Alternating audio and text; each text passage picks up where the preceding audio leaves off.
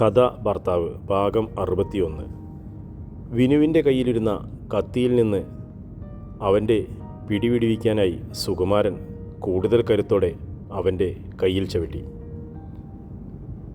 പക്ഷേ വിനു കത്തിയിൽ നിന്നുള്ള പിടിവിടാൻ കൂട്ടാക്കിയില്ല. എന്ന് മാത്രമല്ല, സ്വതന്ത്രമായ തൻ്റെ ഇടതു കൈകൊണ്ട് സുകുമാരൻ്റെ കാലിൽ ആഞ്ഞടിക്കുകയും ചെയ്തു. ആദ്യത്തെ അടി കഴിഞ്ഞു രണ്ടാമത് വിനു കൈവീശു മുൻപേ തൊട്ടടുത്ത് നിന്ന സജിത്ത് അവൻ്റെ കൈക്ക് കയറി പിടിച്ചു. സുകുമാരൻ തിരിഞ്ഞു പോലീസുകാർ അടുത്തുണ്ടോ എന്ന് നോക്കി. ദൂരെ നിന്നും അനീറ്റ മാഡം തങ്ങളുടെ നേർക്ക് നടന്നു വരുന്നത് അവൻ കണ്ടു. പെട്ടെന്ന്, വളരെ പെട്ടെന്ന്, സജിത്തിന് മാത്രം കേൾക്കാൻ പാകത്തിൽ സുകുമാരൻ പറഞ്ഞു. സജിത്ത് തൻ്റെ കയ്യിലിരുന്ന വിനുവിൻ്റെ കൈ സർവശക്തിയുമെടുത്ത് പിന്നിലേക്ക് തിരിച്ചൊടിച്ചു. വിനുവിൻ്റെ അലർച്ച കേട്ട് എല്ലാവരും ഓടിയെത്തുമ്പോഴേക്കും സജിത്ത് അവൻ്റെ കയ്യിൽ നിന്നുള്ള പിടിവിട്ട് പിന്നോട്ട് മാറി. വേദന സഹിക്കാനാവാതെ അലറിയും വിനു എണീറ്റിരുന്നു. തൻ്റെ കയ്യിൽ പിടിക്കാൻ നോക്കിയെങ്കിലും അവൻ്റെ തോളല്ലു പൊട്ടിപ്പോയിട്ടുണ്ട്. ഇടത് കൈ പിന്നിലേക്ക് തിരിഞ്ഞു തോളിൽ നിന്നും കീഴേക്ക് തൂങ്ങിക്കിടന്ന് ആടിക്കൊണ്ടിരുന്നു. അമ്മയെന്ന് അവൻ നിലവിളിച്ചപ്പോഴേക്കും തങ്കമണി ഓടി അവിടേക്ക് വന്നു. അവർക്ക് പിന്നാലെ മകൾ ഗീതവും ഓടി വന്നു. അയ്യോ അമ്മ, ഇവനിതെന്ത് പറ്റി? അവൾ അവൻ്റെ കയ്യിൽ തൊടാൻ നേരം വിനു അവളെ തട്ടിമാറ്റി. ആരാടാ മഹാപാപികളെ എൻ്റെ കുഞ്ഞിനോട് ഈ ദ്രോഹം ചെയ്തത്? നിന്നോടൊക്കെ എന്ത് തെറ്റാടാ എൻ്റെ കുഞ്ഞുങ്ങൾ ചെയ്തത്? അകത്തൊരെണ്ണത്തിനെ കൊത്തി അരിഞ്ഞിട്ടിട്ടുണ്ട്. നിൻ്റെയൊന്നും ചോരഗതി തീർന്നില്ലയോടാ സാമദ്രോഹികളെ. തങ്കമണി തലയിൽ കൈവച്ചുകൊണ്ട് ചുറ്റിനും നിന്നവരെ നോക്കി. അവരുടെ കണ്ണുകൾ നിറഞ്ഞിട്ടുണ്ടായിരുന്നു. ഒരു മരണം നടന്ന വീടാണെന്ന് പോലും ഓർക്കാതെ വന്ന് നിന്ന് തിണ്ണമിടുക്ക് കാണിക്കുന്ന പട്ടികൾ. നിൻ്റെയൊക്കെ തലയിൽ ഇടുത്തി വീണ് പോകത്തേ ഉള്ളോടാ.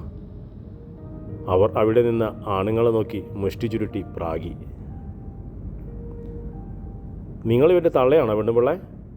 നിങ്ങളെ മോൻ ഈ മരണവീട്ടിൽ കിടന്ന് കാണിച്ച അഭ്യാസമൊക്കെ നിങ്ങൾ കണ്ടായിരുന്നോ? ഇവിടെ ആയതുകൊണ്ട് നിങ്ങളുടെ മോനെ ഇത്രേ പറ്റിയുള്ളൂ. വേറെ വല്ലയിടത്തുമായിരുന്നെങ്കിൽ 2 മക്കളെ ഒന്നിച്ച് പോസ്റ്റ്മോർട്ടം ചെയ്യാൻ കൊണ്ടുപോകേണ്ടി വന്നേനെ. മക്കളെ കാണിക്കുന്ന സർവ്വപോക്തിരങ്ങൾക്കും നിങ്ങൾ കുട പിടിച്ചു കൊടുത്തതിൻ്റെ ഫലമാണ് ഈ കാണുന്നത്. 2 മക്കൾ ചേർന്ന് ഒരു കുടുംബം മുച്ചൂട്ട് നശിപ്പിച്ചു. മക്കൾക്ക് വേണ്ടി എന്നിട്ടും വന്നിരിക്കുന്നു. മോങ്ങുന്നു കണ്ടില്ലേ? ഗിരിജമ്മ അത് പറയുമ്പോൾ അവിടെ കൂടിയ സ്ത്രീകൾ തങ്കമണിയെയും ഗീതുവിനെയും വെറുപ്പോടെ നോക്കി. Rural S P Aneeta Kurian അവരുടെ അടുത്തേക്ക് വന്നപ്പോൾ തങ്കമണി നെഞ്ചത്തലച്ചും കൊണ്ട് അവരോട് സങ്കടം പറഞ്ഞു. SP സുകുമാരനോട് കാര്യം തിരക്കി. ആ കൊല്ലപ്പെട്ട ശ്യാംസുന്ദറിൻ്റെ സഹോദരനാണ് സാർ ഇയാൾ. സഹോദരൻ കൊല്ലപ്പെട്ട ദേഷ്യത്തിന് ഇയാൾ ആ പെൺകുട്ടികളെ കൊല്ലാൻ ശ്രമിച്ചു. ഞാൻ വന്ന് തടഞ്ഞപ്പോൾ ഇയാൾ എന്നെയും ആക്രമിച്ചു. അത് കണ്ടു നിന്ന ആരോ ചെയ്തതാണ് സാർ ഇത്. സുകുമാരൻ കാര്യങ്ങൾ വിശദമാക്കി. ആരാണ് ഇയാളെ ആക്രമിച്ചത്? SP കൂടി നിന്ന ഓരോരുത്തരെയായി നോക്കി. ഇവിടെ ഇത്രയും പേർ കൂടി നിന്നിട്ടും നിങ്ങളാരും അത് കണ്ടില്ലേ? അതോ നിങ്ങളെല്ലാം അന്നേരം കണ്ണടച്ചു നിന്നതാണോ? SP സ്ത്രീകളോടായി ചോദിച്ചു. ഞങ്ങളാരും കണ്ടില്ല സാർ. കണ്ടാലും ഇനി പറയില്ല. ഇവന് കൊടുത്തത് കുറഞ്ഞു പോയിട്ടേ ഉള്ളൂ. ഇവൻ്റെ കാല് കൂടി തകർക്കേണ്ടതായിരുന്നു. ആ പിള്ളേരെ ഇവൻ കുത്താൻ നോക്കിയപ്പോൾ ഞാൻ തടഞ്ഞതിന് എൻ്റെ നെഞ്ചത്താ ഈ പട്ടി ഇടിച്ചത്. എൻ്റെ നെഞ്ചിൻ്റെ അരപ്പ് ഇതുവരെ മാറിയിട്ടില്ല. വിജയമ്മ നെഞ്ചു തടവിയും കൊണ്ട് പറഞ്ഞു. സുകുമാരൻ, SP തിരിഞ്ഞു നിന്ന് വിളിച്ചു. പോലീസുകാരെ വിളിച്ച് ഇയാളെ ഹോസ്പിറ്റലിൽ എത്തിക്കാൻ പറയൂ. അതിനുശേഷം ആ പെൺകുട്ടികളിൽ നിന്നും മൊഴിയെടുത്ത് ഇവൻ്റെ അറസ്റ്റ് രേഖപ്പെടുത്തണം. സാർ, എന്നെ ആക്രമിച്ചതിന് എനിക്ക് പരാതിയുണ്ട്, സുകുമാരൻ പറഞ്ഞു. ഇവരോടും പരാതി എഴുതി വാങ്ങിക്കണം. SP വിജയമ്മയെ ചൂണ്ടി പറഞ്ഞ ശേഷം ശ്രീലേഖയും സുനിതയും ഇരിക്കുന്ന ഇടത്തേക്ക് പോയി. പോലീസ് ഓഫീസർ തങ്ങൾക്ക് നേരെ വരുന്നത് കണ്ടപ്പോൾ തൻ്റെ തോളിലേക്ക് ചാഞ്ഞുകിടന്ന സുനിതയുടെ ശിരസിൽ ശ്രീലേഖ മെല്ലെ തട്ടി വിളിച്ചു. മോളെ, പോലീസ്. ശ്രീലേഖ പറഞ്ഞു. സുനിത അത് കേട്ട് ഒന്ന് നടുങ്ങിയെന്ന് അവൾക്ക് തോന്നി. സുനിത ഒന്നുകൂടി ശ്രീലേഖയെ തന്നോട് ചേർത്ത് പിടിച്ചു. SP കണ്ട് ശ്രീലേഖ എഴുന്നേൽക്കാൻ ശ്രമിച്ചെങ്കിലും അവർ തടഞ്ഞു.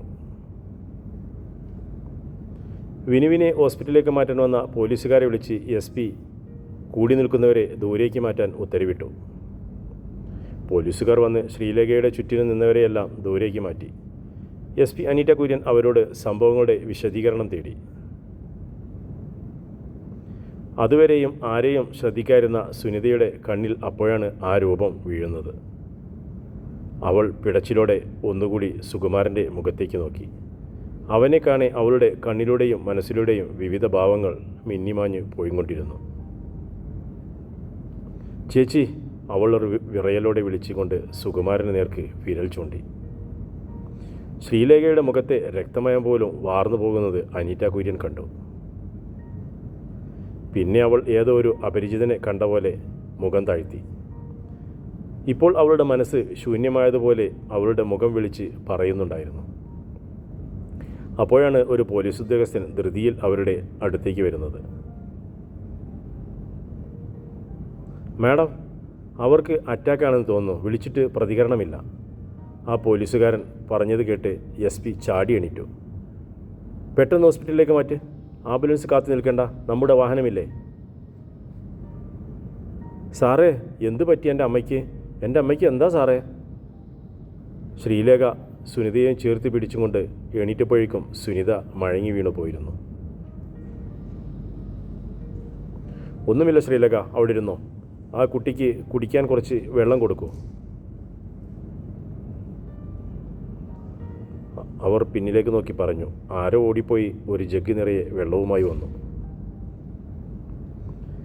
തൻ്റെ കയ്യിലേക്ക് തളർന്നു കുഴഞ്ഞ് കിടക്കുന്ന സുനിതയുടെ ഇരു കവിളിലും തട്ടി ഉണർത്തിയെടുക്കാൻ ശ്രീലേഖ നോക്കിയെങ്കിലും അവൾക്ക് അതിന് കഴിഞ്ഞില്ല. ശ്രീലേഖയുടെ കയ്യിൽ കുഴഞ്ഞു കിടന്ന സുനിതയുടെ മുഖത്തേക്ക് കൈക്കുമ്പിളിൽ വെള്ളം ഒഴിച്ചെടുത്ത് ചന്ദ്രിക കുടഞ്ഞു. 1-2 തവണ അത് ആവർത്തിച്ചപ്പോൾ സുനിതയുടെ കൺപോളകൾ മെല്ലെ വിറഞ്ഞു. അവൾ മെല്ലെ കണ്ണുകൾ തുറന്നതോടെ ചന്ദ്രിക വെള്ളമെടുത്ത് സുനിതയുടെ മുഖം കഴുകിയ ശേഷം കുറച്ച് വെള്ളം അവൾക്ക് കുടിക്കാൻ കൊടുത്തു. ഒരു കവിൾ വെള്ളം കുടിച്ച ശേഷം അവൾ അവിടെ നിൽക്കുന്നവരെയെല്ലാം മനസ്സിലാകാത്തവണ്ണം നോക്കി. അവസാനം അവളുടെ കണ്ണുകൾ സഹോദരിയുടെ മുഖത്ത് വന്ന് നിന്നതും സുനിതയിൽ ഒരു നടുക്കമുണ്ടായി. ചേച്ചി, അമ്മ, അവൾ പിറുപിറുത്തു. ശ്രീലേഖയിൽ നിന്നും മറുപടിയൊന്നും ഉണ്ടായില്ല. അമ്മയുടെ ചേച്ചി, നമ്മുടെ അമ്മയ്ക്ക്? ശ്രീലേഖയ്ക്ക് അവളെ എന്ത് പറഞ്ഞ് ആശ്വസിപ്പിക്കണം എന്നറിയില്ലായിരുന്നു. അവൾ അനിയത്തിയെ ചേർത്ത് പിടിച്ച് അവളുടെ മൂർധാവിൽ കവിൾ ചേർത്ത് വെച്ചു.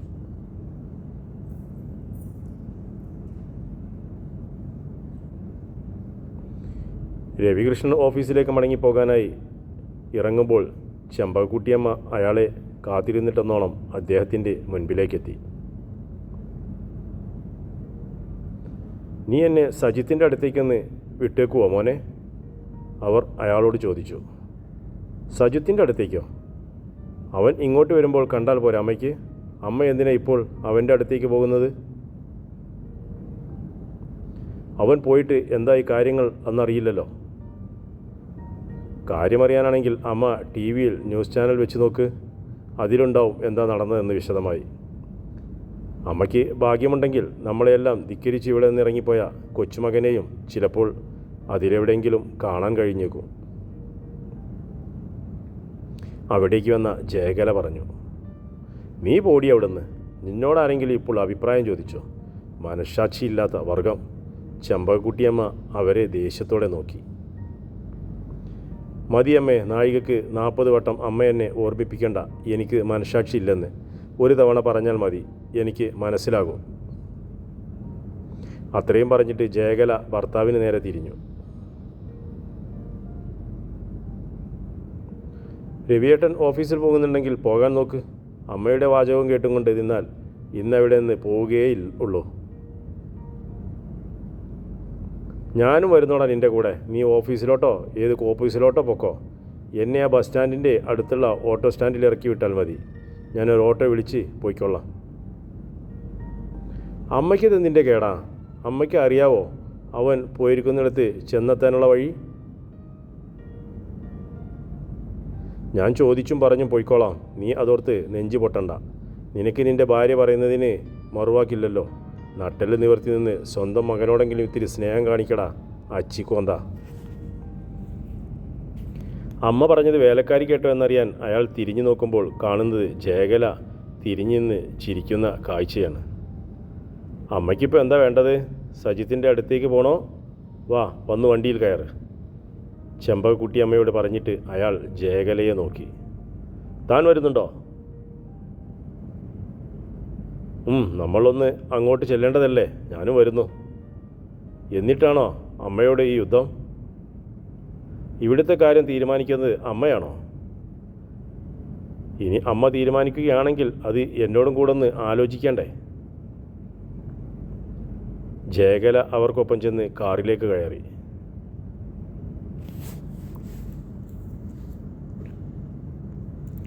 പോലീസുകാർ തങ്ങളുടെ നടപടിക്രമങ്ങളൊക്കെ പൂർത്തിയാക്കി ശ്യാംസുന്ദറിൻ്റെ മൃതദേഹം പോസ്റ്റ്മോർട്ടത്തിനായി കൊണ്ടുപോയതോടെ അയൽപക്കക്കാരൊഴികെ ബന്ധുമിത്രാദികളൊക്കെ ഏറെക്കുറെ പിരിഞ്ഞുപോയി കഴിഞ്ഞിരുന്നു.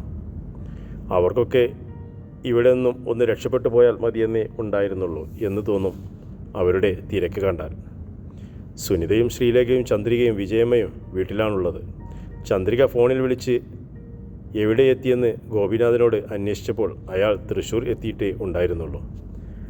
വിവരമറിഞ്ഞപ്പോൾ തന്നെ അയാൾ ശ്രീകുട്ടനെയും മധുരിമയെയും കൂട്ടി ഊട്ടിയിൽ നിന്നും മടങ്ങിപ്പോരുകയായിരുന്നു. തങ്ങളുടെ വീട്ടുമുറ്റത്തു നിന്നും ആൾക്കാർ ഒന്നൊന്നായി ഇറങ്ങിപ്പോകുന്നത് തുറന്നിട്ട ജനാലയിലൂടെ ശ്രീലേഖ കാണാമായിരുന്നു. അവസാനമായ ഇരിപ്പിൽ തന്നെ അവൾ ശൂന്യമായ മുറ്റവും കണ്ടു.